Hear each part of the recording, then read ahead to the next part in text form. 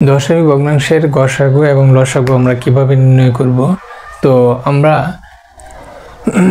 যেমন এখানে তিনটি দশমিক ভগ্নাংশ দেওয়া আছে, এই তিনটা দশমিক ভগ্নাংশের কিভাবে আমরা গসাগু এবং লসাগু নির্ণয় করব দেখি। প্রথমে আমরা যোগের বিয়োগের ক্ষেত্রে যেটা আমরা করছিলাম, দশমিকের পরে অঙ্কগুলো সমান থাকবে, অঙ্ক সংখ্যা সমান থাকবে। যেমন 2-এর ক্ষেত্রে এখানে দেখো দশমিকের ডানে 2টা অঙ্ক, এখানে একটা অঙ্ক, এখানে নাই, তাহলে সবগুলা দশমিক সংখ্যা ভগ্নাংশকেই দশমিক সংখ্যাকে ঠিক আছে দশমিকের ঠিক ডানে সমান সংখ্যক সংখ্যা বানাইতে হবে। ঠিক আছে, এই যে এখানে 2টা নিতে হবে, 2টা শূন্য বসিয়ে দশমিকের ডানে সমান করলাম। এরপর 1.2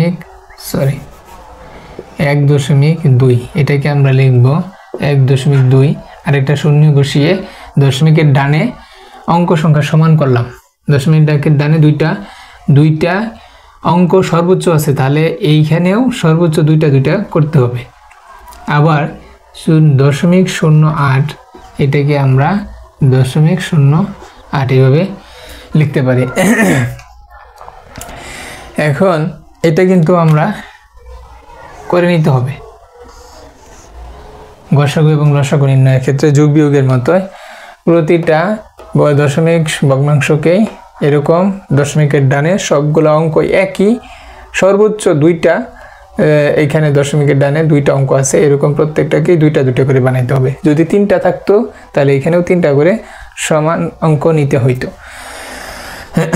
আচ্ছা, নেওয়ার পরে এই সংখ্যাগুলোকে দশমিক উঠাই দিয়া, এই সংখ্যাগুলা থেকে দশমিক উঠাই দিতে হবে। দশমিক উঠাই দিয়ে 200, এটা আমাদের প্রকৃত অর্থে উঠাবো না, আমাদের গসাগু লসাগু বের করার জন্য আমরা উঠাবো। তাহলে এবং 1.20 এটাকে আমরা 120 আর 0.08 শুধু 8 হবে। 0.8 আর 8 একই কথা, ঠিক আছে। তাহলে আমরা এইরকম স্বাভাবিক সংখ্যা যে বানাইলাম, এই সবগুলাই যে স্বাভাবিক সংখ্যা হইল, এই স্বাভাবিক সংখ্যাগুলো যেহেতু এখানে দশমিক নাই, এদের গসাগু এবং লসাগু আমরা নির্ণয় করব।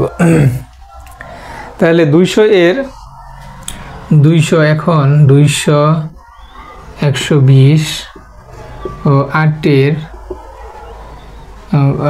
কি বের করব? গসাগু। তাহলে 200, 120, 8-এর গসাগু কত তোমরা সমাধান করলেই পাবে। তবে আমি একটু করেই দেখাই। 200, 120, 8 এর গসাগু 2 দিয়ে ভাগ করা যায়।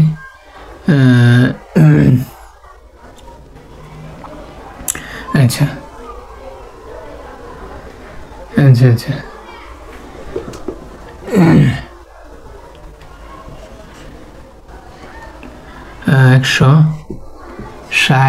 আর হচ্ছে 4, আবার ভাগ করি 2, 50, 30, 2 আবার যায় 2, 25, 15, 1 আর যায় না, আর ভাগ করা যায় না প্রত্যেকটা সংখ্যা কি। তাহলে আমরা কিন্তু এখানে গসাগু কত পাইলাম? 2 দুগুণে 4, 4 দুগুণে 8, ঠিক আছে। তাহলে আমরা কিন্তু গসাগু পেয়ে গেলাম, এটা কিন্তু অঙ্ক না, অঙ্কের বাইরে।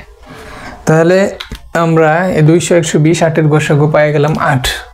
এখন দেখো লসাগু বের করতে, আচ্ছা গসাগু যেহেতু আমরা বের করছি, এখন আমাদের এই যে সবগুলাকে যোগের ক্ষেত্রে যখন আমরা যোগ করতে গিয়া সবগুলা দশমিক ভগ্নাংশগুলোকে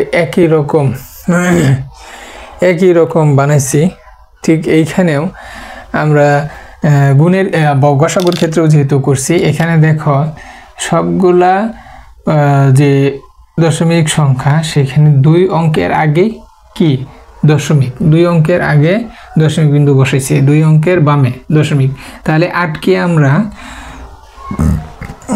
এভাবে লিখব, যেহেতু 200, 120, 8-এর গসাগু এত, কিন্তু আমাদেরকে প্রকৃত অর্থে কি এই সংখ্যাগুলোর গসাগু বের করতে হবে।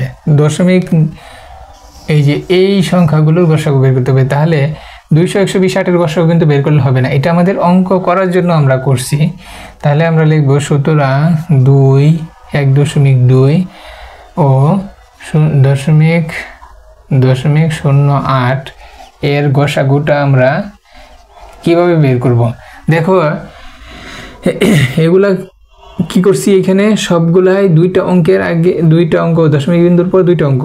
তার মানে এইখানে যে গসাগুটা আমরা লিখব সেটাও এই 8 এর আগে একটা দুইটা মানে দশমিক বিন্দু এবং ডানে দশমিকের ডানে দুইটা অঙ্ক থাকবে। এখানেও যেহেতু দশমিকের ডানে দুইটা অঙ্ক, দশমিকের ডানে দুইটা অঙ্ক, তাহলে গসাগু করার ক্ষেত্রে দশমিকের ডানে দুইটা অঙ্ক, এবং এটা কিন্তু আমরা প্রকৃত গসাগু পেয়ে গেলাম এই সংখ্যা, এই ভগ্নাংশগুলোর, এই সংখ্যাগুলোর। এখন স্বাভাবিক সংখ্যা আমরা বানাইছি দশমিক বাদ দিয়ে, স্বাভাবিক 200 120 এটা করছি আমাদের বের করার সুবিধার জন্য। তাহলে আবার আমরা লিখব লসাগু। এখন যদি আমাদেরকে লসাগু বের করতে বলে তাহলে প্রথমে আমরা 200 120 ও 8 এর লসাগু আমরা বের করতে হবে। স্বাভাবিক 200 120 আর 8 এর লসাগু কত? লসাগু আচ্ছা লসাগু হবে, লসাগু বের করার জন্য এটাকে আমরা আরো একটু কাজ করব। 5 5 25, 3 5 15, আর এখানে একে কি থাকবে। তাহলে এখন লসাগুটা হচ্ছে 2 × 4 4 × 8 5 8 40, 40 আর 5 40 5 200, 200 × 3 = 600। তাহলে কিন্তু আমরা লসাগু পাইলাম 600। 200 120 8 এর লসাগু পাইলাম 600। এখন আমাদেরকে যেহেতু এই সংখ্যাগুলোর লসাগু বের করতে হবে, 2 2 1.2 0.08 এর লসাগু বের করতে বলছে। তাহলে এটার লসাগু হবে এই যে এইখানে যে সংখ্যাগুলো আমরা সবগুলা দশমিকের ডানের অঙ্কগুলা সমান, এইখানটাকে দেখে দেখে আমরা এখানে এই দশমিকের ডানে এই সংখ্যাটার 2 অঙ্কের আগে দশমিক বসাইতে হবে। 600 এর 2 অঙ্কের আগে দশমিক বসানোর পরে যে সংখ্যাটা পাওয়া যাবে সেটাই হচ্ছে এই দশমিক সংখ্যাগুলোর লসাগু। ঠিক আছে?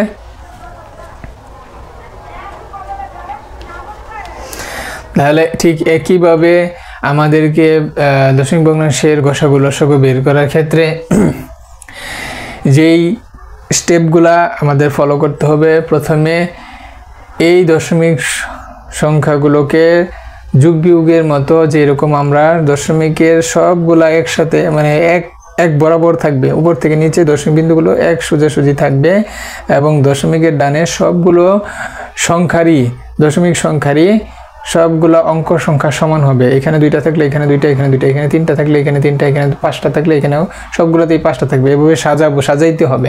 সাজানোর পরে এগুলাকে আমরা দশমিক উঠাই দিব। দশমিক উঠাই দিয়ে যে সংখ্যাগুলা পাবো স্বাভাবিক সংখ্যা, সেই স্বাভাবিক সংখ্যার গসাগু এবং লসাগু নির্ণয় করব। নির্ণয় করার পরে যে কাজটা সেটা হচ্ছে যে আমরা এই যে মাঝখানে যে সবগুলা অঙ্কের দশমিকের ডান পাশের অঙ্কগুলো সমান, সেইটা দেখে দেখে দশমিকের ডানে কয়টা অঙ্ক আছে সেই অঙ্কগুলোর আগে দশমিক বসাইতে হবে গসাগু এবং লসাগুর ক্ষেত্রে।